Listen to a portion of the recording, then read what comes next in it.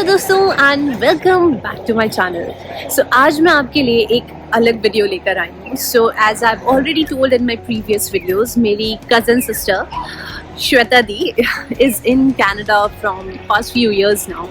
So out of curiosity मेरे पास कुछ general questions हैं which I wanted to ask her and I thought क्यों ना मैं record करूँ and maybe आपको भी उससे कुछ idea मिल जाए since she had her fair share of life in India and now in Canada.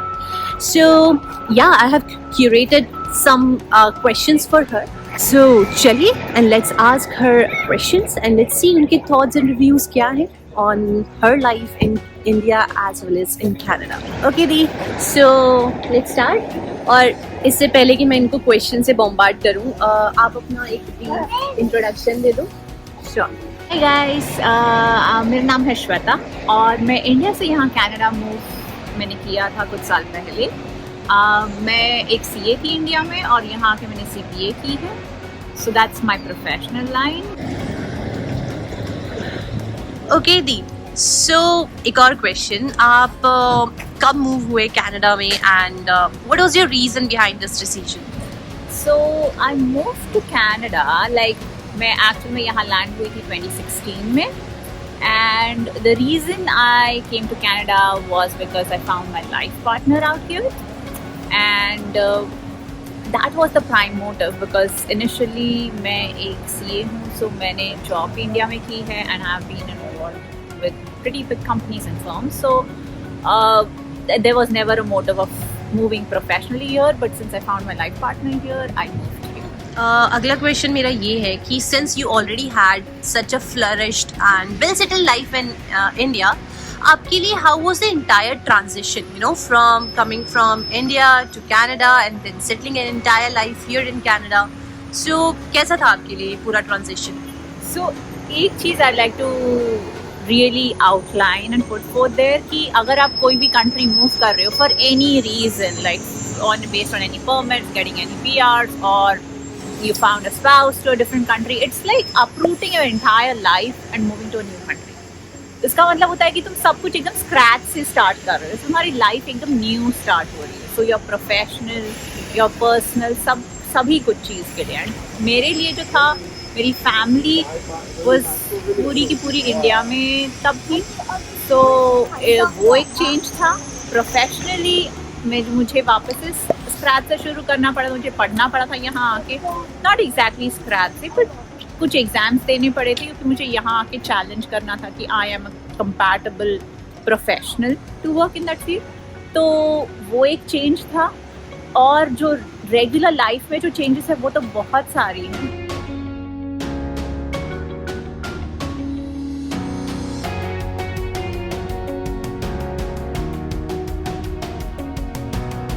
Next question पे.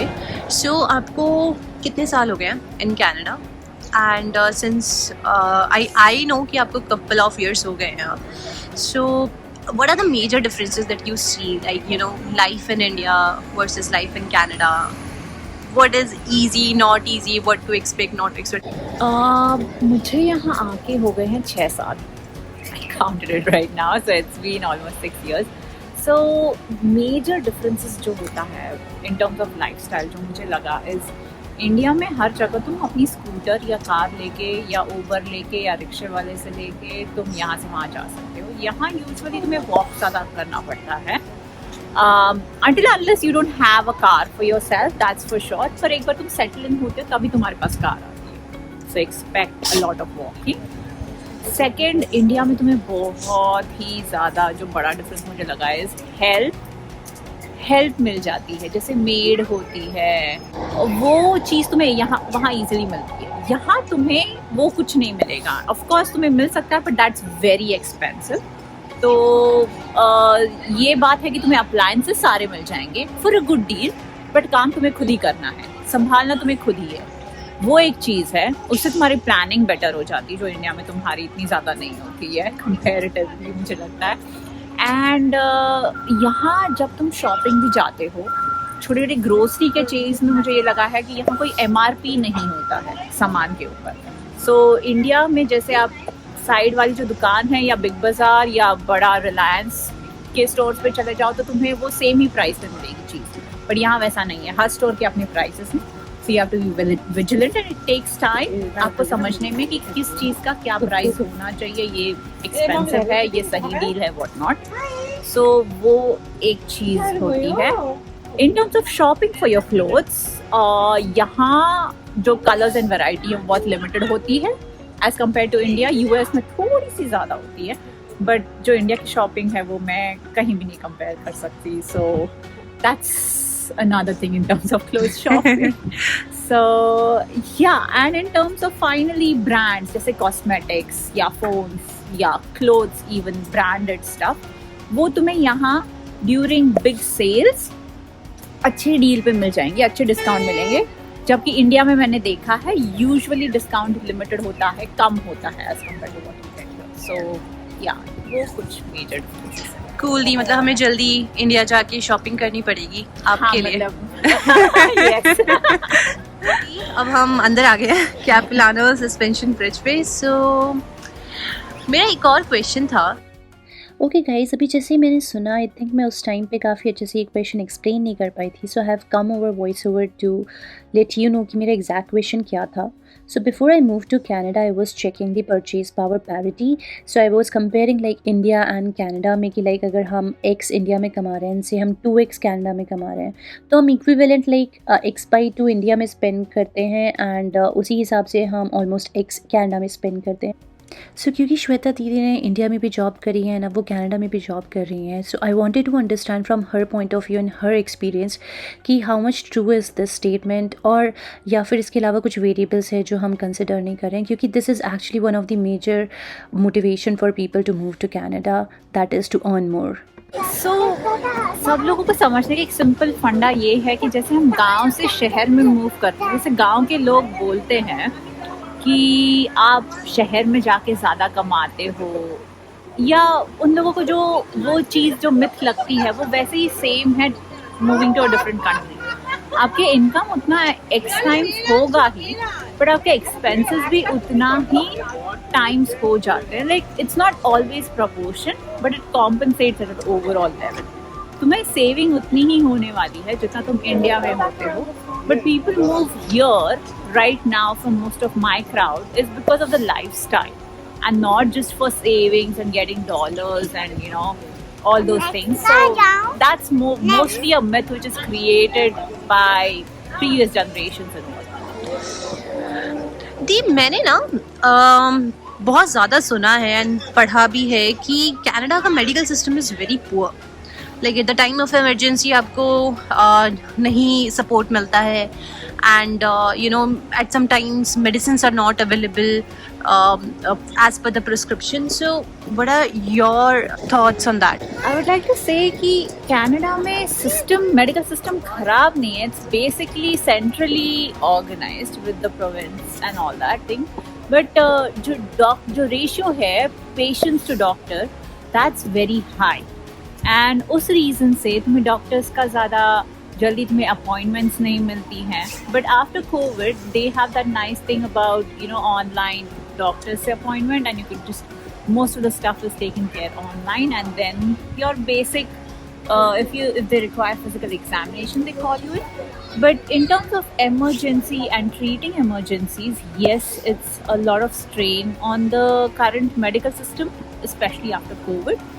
So वो extraneous है, but depending on you walk into the emergency and depending on the severity of your case they take you in as per the different timings. So it's not that it's neglected and whatnot, it's just that the strain is pretty high because the amount of people coming in to Canada is way more higher than the amount or the time they're taking to build up new hospitals, have more crew, medical staff support. So कभी आपने ऐसा face किया है like any emergency or any time when you wanted to get checkup at the earliest but आपको wait करना पड़ा long hours के लिए या ऐसा कुछ? Usually if I go to my family doctors and stuff उसमें time लगता है, but then there's also an option of walk-in clinics where you can go and you can get that thing. So you always have an option, you just need to explore it. But definitely if you compare with US, our neighbours, तो वहाँ system since it's all paid stuff, तो तुम्हें वहाँ जल्दी से मिल जाता है appointments and जल्दी ट्रीटमेंट्स भी मिलती हैं. बट यहाँ you have to also keep in mind कि it's all an MSP, which is the medical health benefit which is there, which the government provides, and that's why it's all centrally organized, so which takes a lot of time to get to you, and that system has its own loophole. So obviously the reasons are that for that system. Okay, so the head करते हैं towards the last question I would say मेरा आज का. आप अब आगे अभी जैसे इमिग्रेशन बहुत ज़्यादा बहुत ज़्यादा आई वुड से स्केल पे हो रहा है अभी in Canada. So there are many students who are going to come next year in 2023 and many immigrants. So is there any advice or anything that you want them to know and to expect before they come to Canada? First, since abhi just last question health benefits and all ka tha ki always make sure you have a proper insurance plan before landing here, kyunki Ontario I think abhi COVID ke baad they have a system where you're eligible, if you're PR you're eligible for your health insurance right from the time you land if you apply for it. In other provinces you need to have your 3 months coverage on your own, so it's always advisable to have your own insurance plan, a private insurance plan. Other than that, please keep your mind open to different changes and be adaptable. We are human beings. अगर हम लोग adapt नहीं करेंगे तो फिर it would be very difficult हम new country में आके रहना होगा.